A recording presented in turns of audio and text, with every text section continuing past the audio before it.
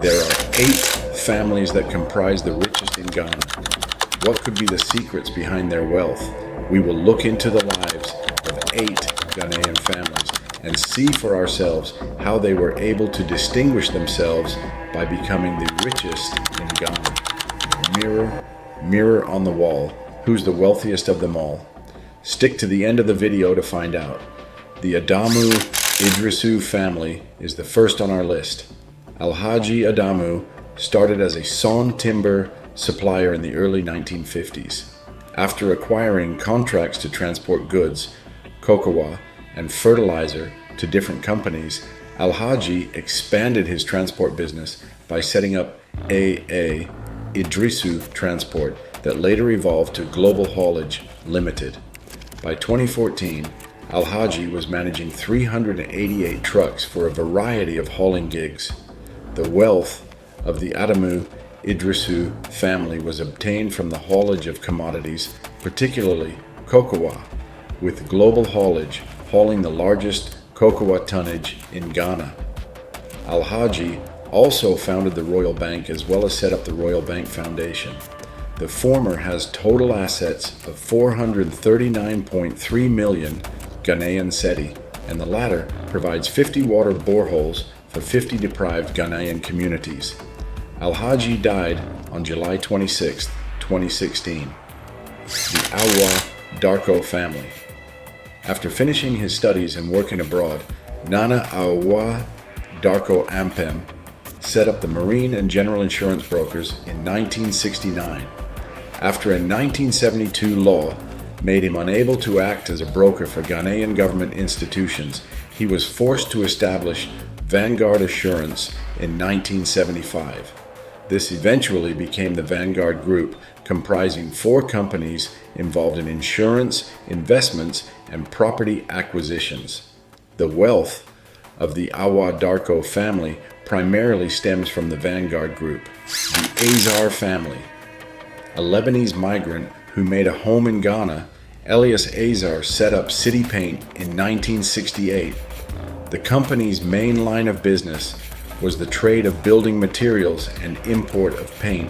It was renamed to Azar Chemical Industries in the 1980s, after it started manufacturing paints instead of importing them. Later on, this segued into the Azar Group, consisting of City Paint Supply Limited, engaging in paints and related products, and Sinres Ghana Limited, dealing in packaging products. The group has over 300 employees. Ghazi Azar, the grandson of Elias Azar, now solely runs the company upon the death of his partner, Rustam Azar, another grandson of Elias. Azar and Shield Paints, the products of City Paints, are the leading Ghana acrylic paint brands, with Shield Paints comprising 9 distinct products. City Paints also acts as the official agent of Hempel Paints in Ghana. Do you think the paint manufacturing industry is lucrative enough to make the Azar family the wealthiest among the 8 Ghanaian families we are visiting? The Bitar family. A Ghanaian of Lebanese descent, John Bitar had his start in the Brong Ahafo region of Ghana as a crop farmer in 1955. He later on established John Bitar and Company Limited, which engages in the manufacturing of tropical softwoods and hardwoods. The company exports 5% of its products domestically, 25% are exported within West Africa, and the remaining 70% shipped to Europe and North America. It is now the #1 producer of excellent wood products in Ghana.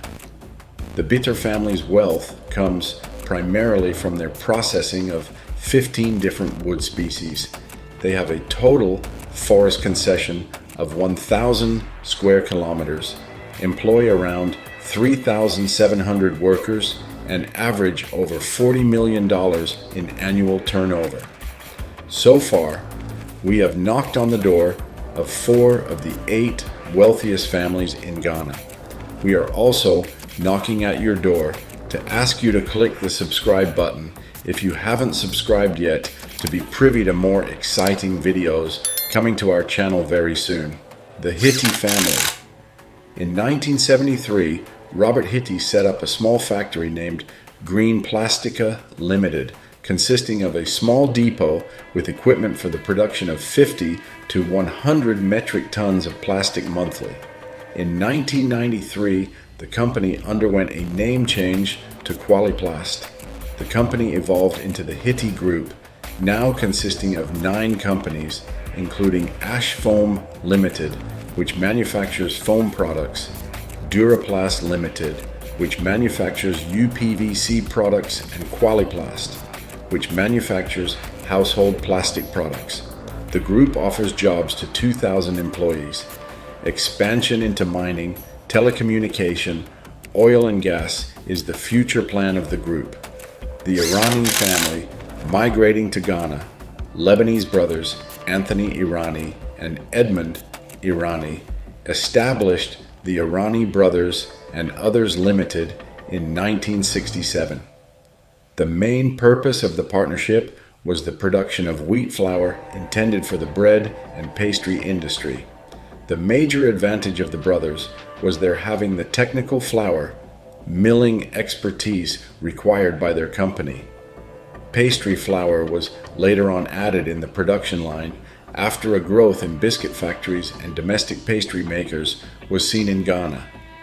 Being the market leader in the production of Ghanaian wheat flour, the company now provides 60% of wheat flour needs in Ghana and employs over 400 people. It is likewise the oldest and still the largest Ghanaian flour mill. It remains to be one of the most successful companies in Ghana that is second and third generational, with the managing director being a son-in-law of the founders. The sole source of the Irani family's wealth remains to be the Irani Brothers and Others Limited. Food is one of the basic necessities in life. Could being involved in the food industry enable the Irani family to be the richest among the Ghanaians? The Kalmoni family, Salem Kalmoni, came to Ghana from Lebanon to engage in trading activities in 1912. Kalmoni and Sons first involved itself in truck boards, then imported a Japanese car, Datsun, now known as Nissan, in 1958. In 1965, Kalmoni and Sons became Japan Motors, which now have 5 Ghanaian branches employing over 330 people. Aside from the car industry, the Kalmoni family is also into heavy-duty vehicles, real estate, photocopying machines, trading, construction, and property management. The main source of the Kalmoni family wealth is their automobile company, Japan Motors, which now has 7 companies under it. They source cars not only from Japan, but also from Germany, Korea, and China. They are the major Mercedes-Benz dealer in Ghana, the Milad Millet family. The Milad Millet family has Ghanaian roots with Lebanese ancestry. With the primary purpose of manufacturing towels, Milad founded the Millet Textile Corporation in 1958. It eventually expanded its marketing ploy by producing textiles in addition to manufacturing towels.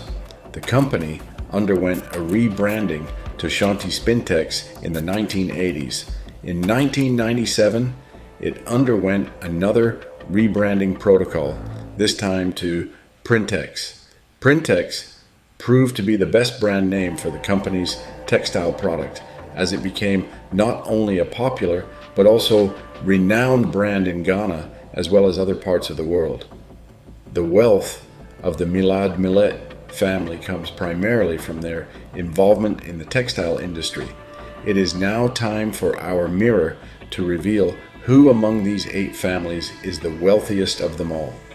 With a net worth standing at $450 million, the Bitar family is currently the 8th richest in the country. $520 million is the current net worth of the Azar family. The combined assets of the Hitti family is worth $540 million. The wealth of the Idrisu family is estimated at $550 million. The Milad family's wealth is approximated in the vicinity of $620 million. The worth of the Awa Darko family is said to be around $650 million. The Kalmoni family's net worth is said to be in the $700 million range, and the wealthiest of them all is the Irani family with a sizable net worth of $800 million. So these are the 8 wealthiest families in Ghana. What is the secret to their wealth? I believe it is an acumen in determining what business could be profitable, and of course, doing the hard work to make the business a success. Maybe it's time to think of what business you can get yourself into in the future.